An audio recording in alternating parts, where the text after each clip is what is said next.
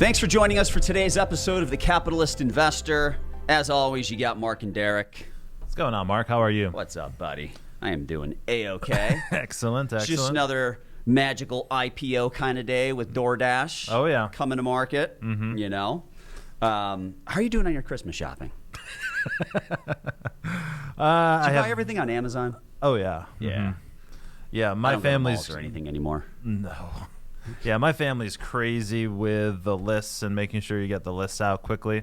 So I spent most of my time preparing my list and then didn't buy anything for anyone else. Yeah.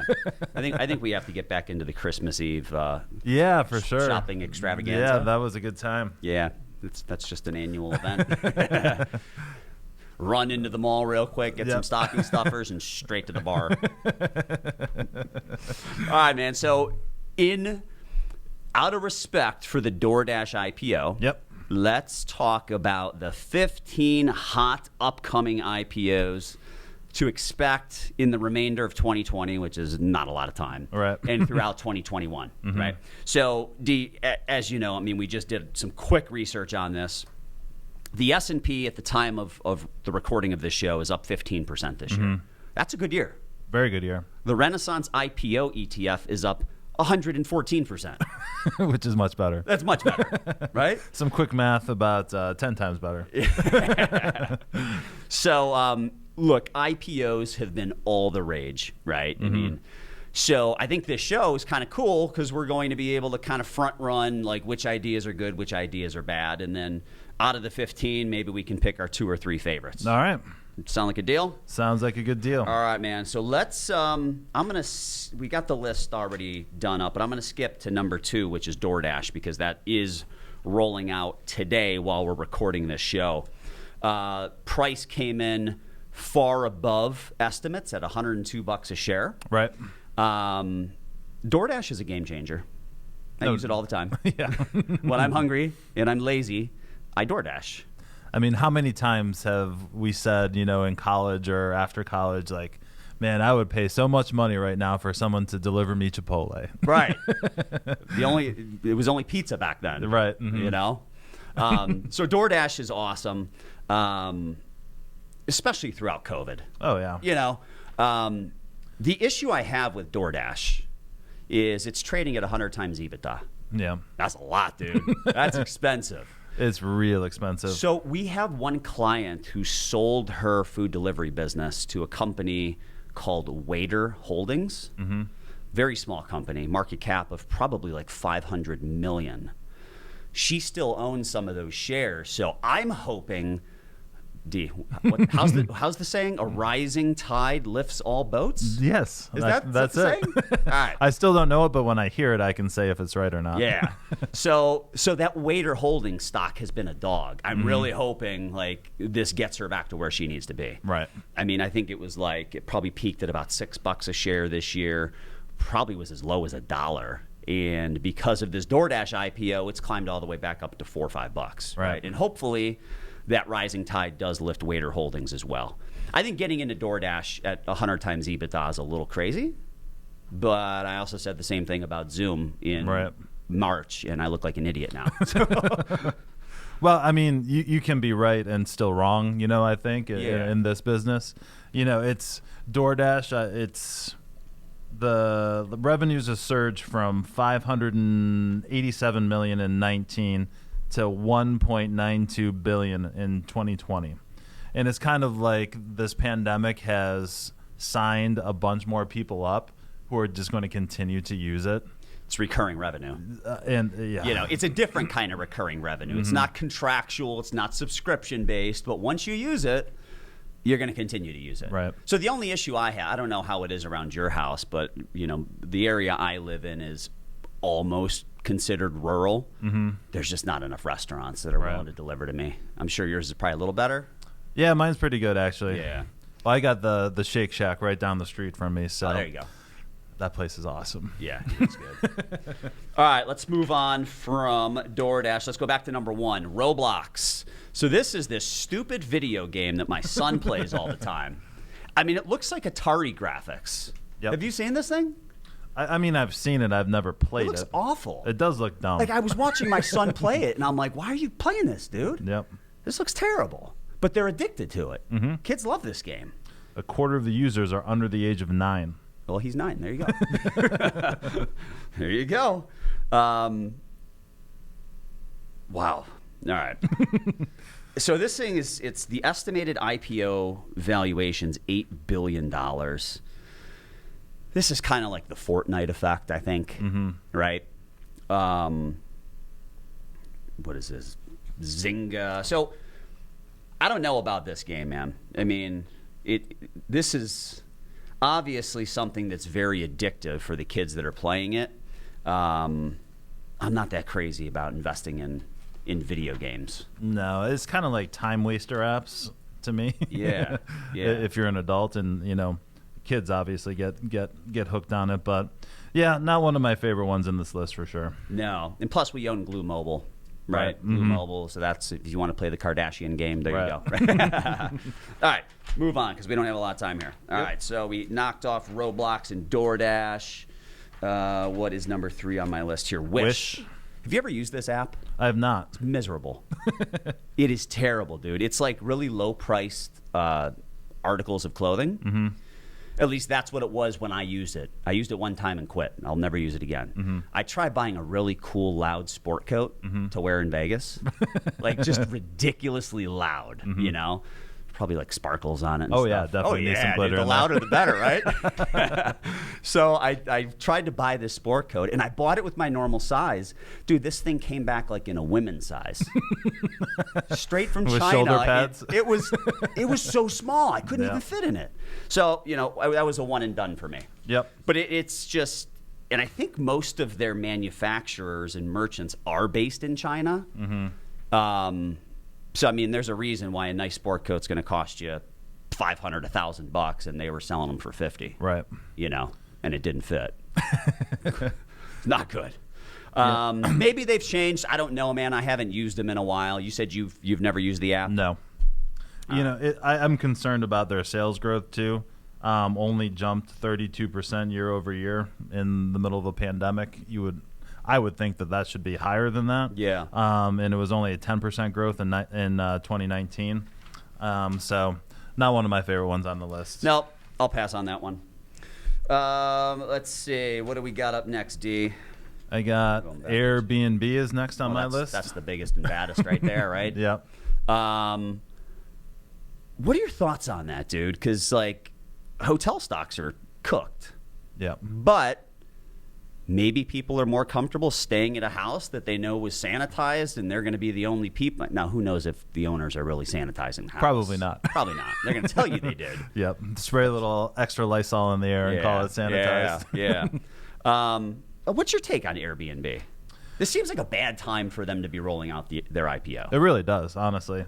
But I do think what you just said there, there's a lot of people that I know who are slightly younger than us who basically book Airbnb vacations exclusively. They don't use hotels. They don't use resorts. They like the kind of the lower cost features. And, let's say you go to whatever beach vacation, right? Rather than spending a lot of money on, a beach resort, those daily resort fees that are, speaking of Vegas, they're like $60 a day or something to use. Yeah, we definitely need to go. So I think this pandemic has really increase that traffic direct to these direct to the single homes as opposed to going to a big hotel. Yeah, I hate Airbnb. I used it one time. Bad experience. Yeah, it seems like that's the problem. Yeah, so if you have a bad experience, you're not going to go back. Right. So we rented out a house in Ellicottville, New York, where the ski resorts are. Yeah, and so we got there. And their dog's fur was all over the place. Mm-hmm. And then I went to bed, and I felt their dog's fur on my face. I couldn't sleep. I was completely disgusted. What I didn't know is that I think they actually lived there. Mm-hmm. I think they lived there, and they left for the weekend. Right. That was weird. Mm-hmm. Like if it's like a rental property that you have and it's exclusively a rental property, that's one thing. But I don't want to go to someone's house they're still living in. Yeah, and I think you get that a lot on Airbnb. Yeah, that's strange, man. Like I know, for example, upstate New York with Saratoga Racetrack. That's the big summer place to be. Yep. All kinds of people do that. You know, they live in upstate New York through the whole year. They do that in Augusta for the Masters. Yeah, exactly. Right. So you know, I think their process probably needs to be refined because you hear a lot of bad experiences. Yeah. But I think the overall model, I'm a fan of. Yeah. All right. Moving on, man. The next one I've never heard of. C3.ai. What a weak sauce name. Yeah. Right? Like that's a terrible name. Why would you do that? C3.ai. Yep. I'm assuming it's an AI company. Mm-hmm. All right. Artificial intelligence. That's where you want to be, right? I mean, that is the hot industry to be in. What do you know about this company? I don't know much at all except for their name's not good. You know, it's one of those tech companies that seems to be enjoying a very, very hot run of revenue. Looks like their latest quarter they reported 156.7 million, up 71% year over year. So very similar to that cloud company. Cloudera. Yeah. Mm-hmm. So I was actually thinking that because the estimated IPO valuation here is $4.3 billion. Mm-hmm. I don't know where Cloudera is at, but I would bet it's about $4 billion. Mm-hmm. And they make money. Right. And they've got this AI stuff, mm-hmm. right? And they've got Carl Icahn as an investor, right? And they've got a great partnership with IBM. Mm-hmm. And IBM paying $4 billion for a company, that's a drop in the bucket for them. So they're a takeout target, right? So as I'm seeing this, I'm like, well, there's really nothing interesting. I mean, I guess AI is interesting, but there's already players that are doing this stuff. Right. Right? This smells a little bit too much like 2000. Pets.com. So All right, I'm moving gonna go ahead on. and pass on that one. Yeah, I'm passing too. I just don't like the name. I'm going to pass on that one. That's the type of A+ analysis everyone's looking for us. Name stinks. Don't buy it. Affirm. So Affirm, I know I've heard of this company before.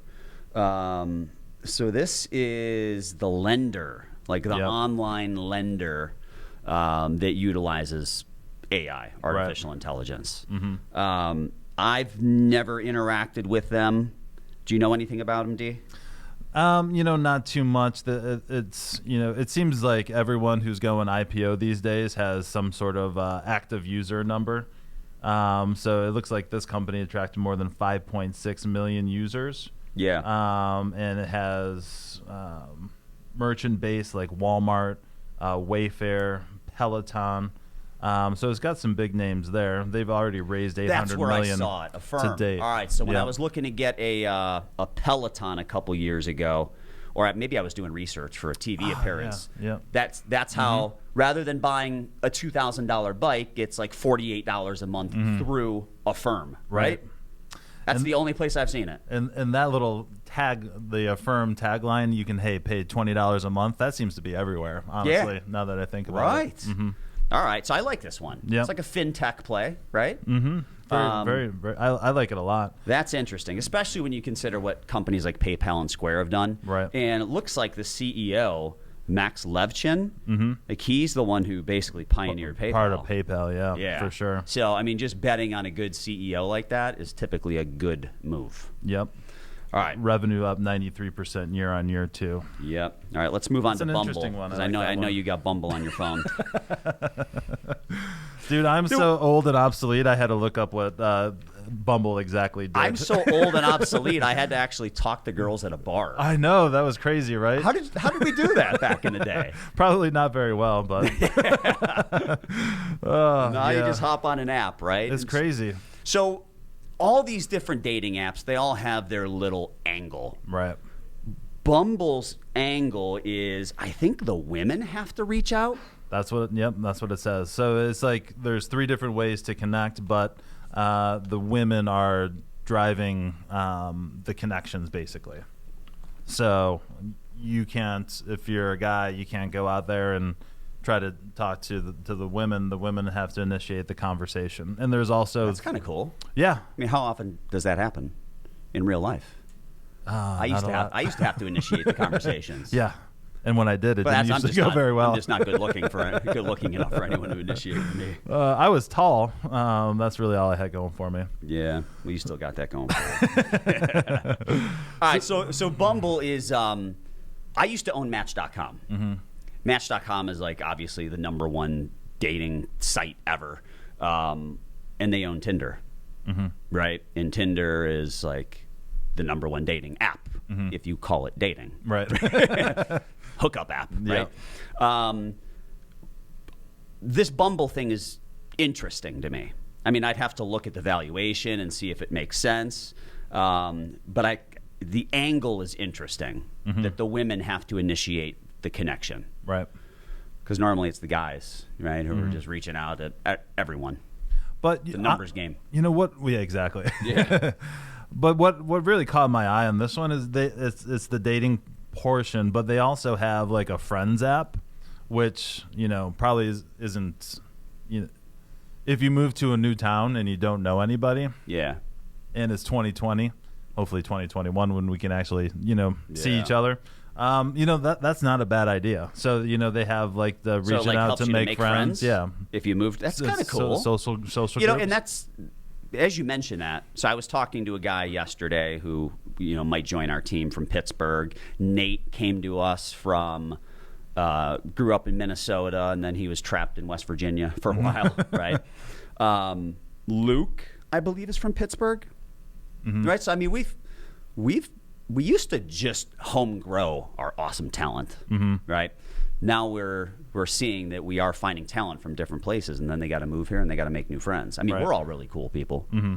I'd want to be friends with us. They don't seem to want to hang out with us. Let's be honest. It's because we're 40, dude. God, so depressing. 2020, the worst year ever. We turned 40.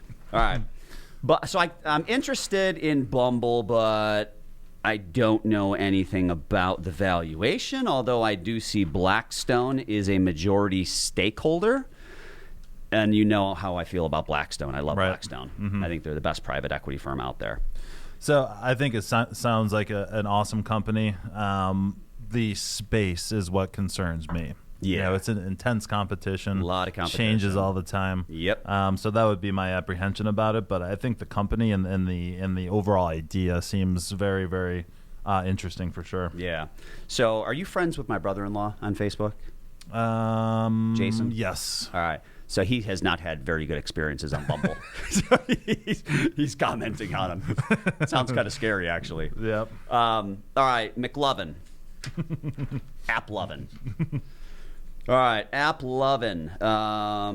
Not really sure what they do. It sounds a lot like Glue Mobile, right? I mean, yep. Basically apps and stuff like that. Mm-hmm.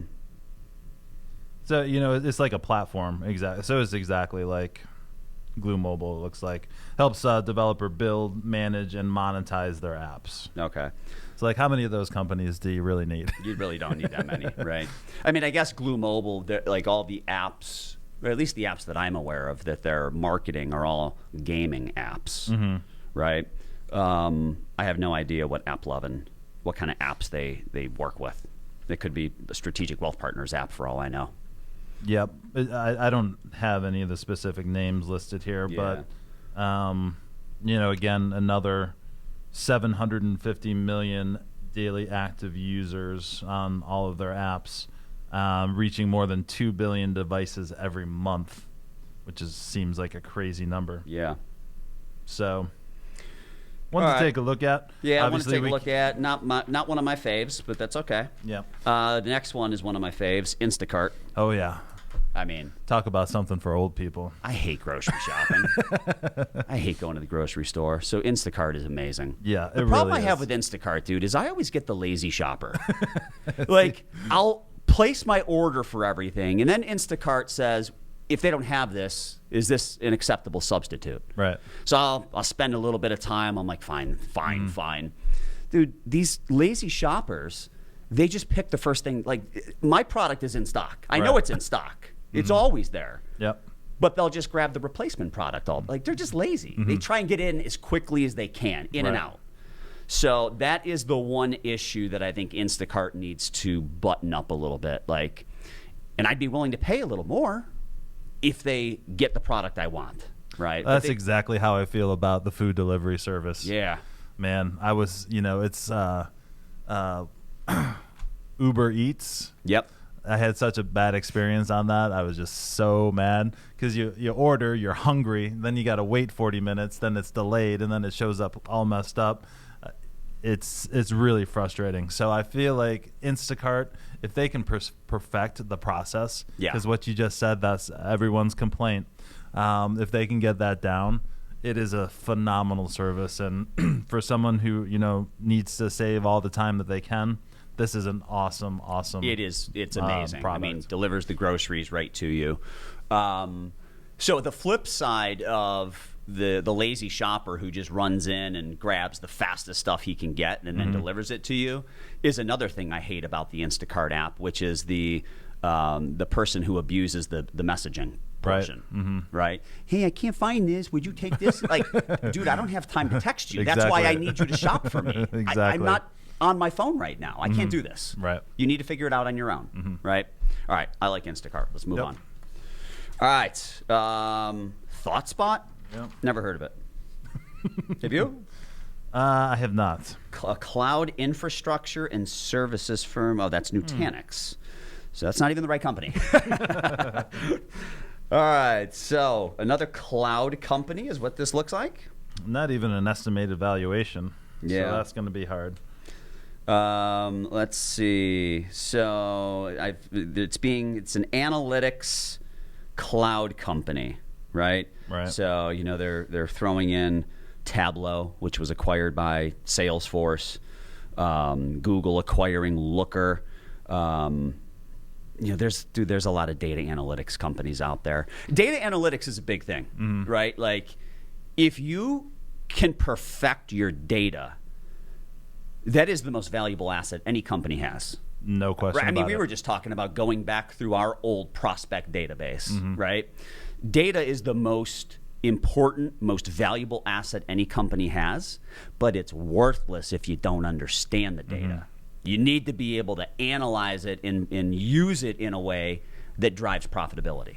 And it's also useless if it's bad, incomplete data, which is a lot of people's starting point. Yes. So companies like this can't magically fix stuff like that. And right. I think that's really one of the big problems with the whole space.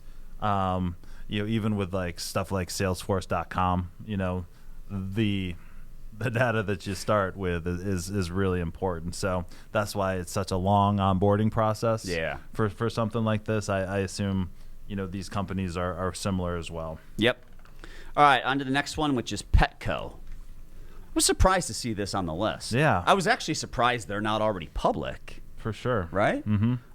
They're all over $6 billion valuation. But it seems kind of low. I mean, these stores are all over the place. The one thing I'll say about Petco is dog ownership skyrocketed throughout the pandemic. Oh, yeah. Skyrocketed. Because you were stuck at home. And the worst part about getting a puppy is potty training them, yeah. right? Because you're going to work. So it's very difficult. You got to cage them, and then let them out. It's very, very difficult to train a puppy when you're not home. Everybody was home. Right. So it was the perfect time. I heard a lot of the, I don't know if they're called animal shelters. What are they called? Where you go and adopt a pet? Is it an animal shelter? Yeah, I think so. Is that what they still call them? I thought there was a nicer name now. But I know people who went there looking for dogs, and they were quote unquote sold out of dogs. Right. They didn't have any inventory of dogs. Yeah. So my brother, he just got a dog with his girlfriend. Our family's not me, but our family is into the Cavalier Poodle mix, the Cavapoos. Yep. And he doesn't have a lot of money. This dog was $3,000. What? The price of the dogs went up.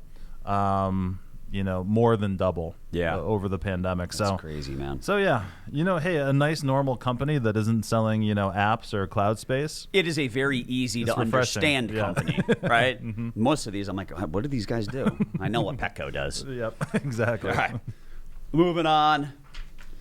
All right, the next one, UiPath. Another pretty awful name. Yep. Not quite as bad as C3AI or whatever that other company was, but UiPath. What do these guys do, man? So process automation? Yep. That's good. Yeah. So it looks like, especially if they want to raise minimum wage. Yeah, which is kiosks are coming. Looking like it's going to happen. Right? Yep. So process automation kind of fits into that. But process automation is what drives profitability for companies, right? I mean, the more you can automate stuff and not have to have a human being do it, the more profitable you can become. Right. Now, some people, D, are going to think, well, then there's no jobs. No, there's jobs working for one of these companies that develop. At a higher level. Yep. So there's jobs. The jobs have just changed, right? So now you don't need the guy or the gal at the register at McDonald's, okay? But now you need that guy or gal working for this company to build the kiosk. Right. Right? So it's just a repositioning of jobs. Right. It's it's probably over a $15 billion valuation. And this part of the business has turned out to be really essential for many large corporations like we just talked about. Yeah. So dude, they've got some big investors, man. Oh yeah. Sequoia Capital, Tiger Global. Now, Sequoia Capital has been a flop for the last few years, but they did have a really good long-term track record. Right. Tiger Global is a big shop. So typically when I see that, I'm more interested. Yeah, for sure. Right? That's one to keep an eye on. Oscar Health. As soon as I looked through this, and this is like basically like an insurance platform, right? Insurance for families, small businesses, and those with Medicare Advantage plans. This sounds exactly like eHealth. It really does. Right? We own eHealth, right? And eHealth is, I don't know, maybe a $2 billion market cap. What are they saying about this thing? I don't see. They don't even have a valuation. They've already raised $1.5 billion. So that kind of scares me. That's almost more than eHealth is right now. Yeah. eHealth might be a $2 billion company. All right, you keep talking, and I'm going to look. So, Oscar Health, again, they already have 420,000 members. So, it sounds exactly like eHealth. Yep. So I assume like the churn rate would be a big Similar. issue. Yeah. With this company. The only thing I'll say about the churn, though, is their net promoter score is really good. Yeah. So their customers like them a lot, right? It's a 36 compared to the industry average of -12. That's insane. Yeah, dude. I used to know what net promoter score was. I think it's like the number of people that give you like an 8, a 9, or a 10, subtract it, and then you subtract the people that give you like a 5 or below. The bad ones, like the 6s and 7s, you don't even count them, right? They're not needle movers for your business. Right. I think that's how the scoring works. It's something like that, right? You take like the ones who really like, and that's the one question, right? Like you'll get that survey, like how likely are you to refer our company to a friend or family member or colleague? Right. That's it. It's one question, right? And that's how they judge their net promoter score. But that seems pretty high. So maybe the churn rate is better than eHealth. eHealth had some issues with, they had those gunslinger cowboy salespeople showing up at someone's kitchen table, selling them a big policy and then never talking to them again, right? Obviously, eHealth is working on changing that culture. By the way, eHealth's market cap is $1.9 billion. Oh, so you're right on. So we'll stick with eHealth. All right. Almost done. Next one is NextDoor. I've heard of it. I don't know what it is. This is one I actually know. I have some friends who use it. It's like a social networking for your community, basically. Okay. So you can, talk about, things going on, why isn't, basically for people. We're having a party on Saturday. Don't call the cops on us. Exactly. That kind of stuff? Yep. Okay. It's big for the HOA You know, we got a meeting here. You know, do you guys want to pay more money to, you know, update the pond and the gazebo? You know, warning people of, you know, dangerous stuff. Hey, I saw, you know, some shady characters around the corner, stuff like that. Just sounds like a nice company. Yeah, for sure. You know, it definitely, I'm sure it's going to have a big active user.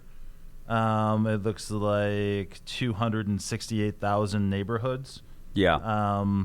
So yeah, you know, it's easy to use. It fills a need. Although mine is on Facebook, and that seems to work okay. I never go on Facebook anymore. Yeah, same here. But I do go on there and check that message board from time to time to hear people complaining about dumb stuff. I just go to check out my brother-in-law's dating experiences. That's the highlight of my Facebook activity. All right, so NextDoor. The most interesting thing I see with NextDoor is they've got one hell of a CEO. Yep. She was the CFO of Square. She was an executive at Salesforce, and she was a top software analyst at Goldman Sachs. Yep. That's a hired gun.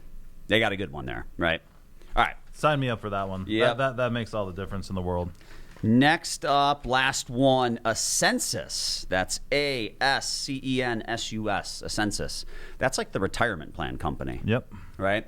I believe they're like administrators of the retirement plans. I don't know exactly what they do, but I know we've come across like some clients who have their money with, you know, these Ascensus plans. Yep.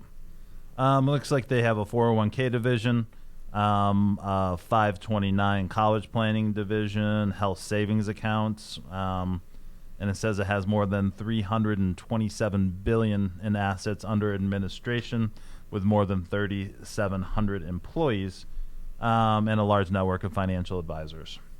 Legit company. I don't know if it's that interesting to me though. Yeah, it's not really moving the needle for me. Yeah.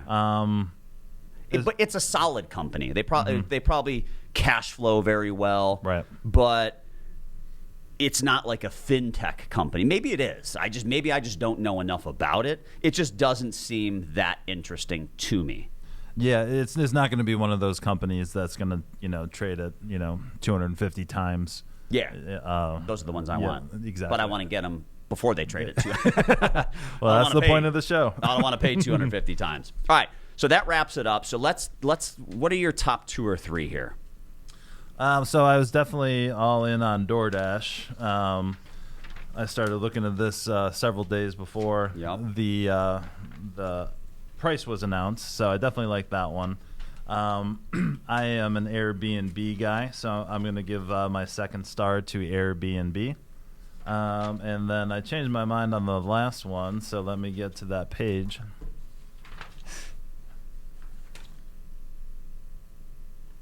Definitely not Bumble. Yeah. I had Instacart in there for the first one, for the last spot. Instacart is one of mine. I like Instacart. I think there's room for them to improve it, which is only going to help the valuation even more. Yep, the UiPath. That one is very interesting to me. That is the automation? The big one. I like automation. The $15 billion valuation. Solid management team. Essential for a lot of businesses. Yeah. Really fits into what I think a powerhouse company would look like going into the future. Yep. All right, so my favorite is Affirm. Mm-hmm. That's that fintech lender. Yeah, that's a good one. That is probably my favorite. I think there's a lot of money to be made in fintech. I'll agree with you on UiPath. And I'm also going to go with Petco. Yeah. We've done very well with Zoetis, which is a like a pet drug maker, right? Like my dogs take it, like the Simparica Trio or something like that, right? It like guards against heartworm, all that stuff. So we've done very well with that. I think there's probably some upside with Petco. So Affirm, by far for me, I think is number 1. UiPath would be number 2. I do like Instacart, but like the Instacarts and the DoorDashes, you and I know, like they're just going to be egregiously overvalued as soon as they hit the market. Right. a company like Affirm that maybe people aren't familiar with. Kind of in the background. Yeah, like that's, or UiPath. I'd never heard of them until we just did this show. Yep. Now I like them. So even I learned something when we do this show. All right, man. Good stuff today. As always, shoot us any questions you may have, info@swpconnect.com. We are continuing to pump out that swag for you guys. Oh, yeah. All right, we got some hoodies. As those go, we'll get some more stuff. Give us that 5-star review. Write a little message. Shoot us an email. Let us know you did it. And we'll get you some goods. All right? Again, thanks for joining us. We'll talk to you next time.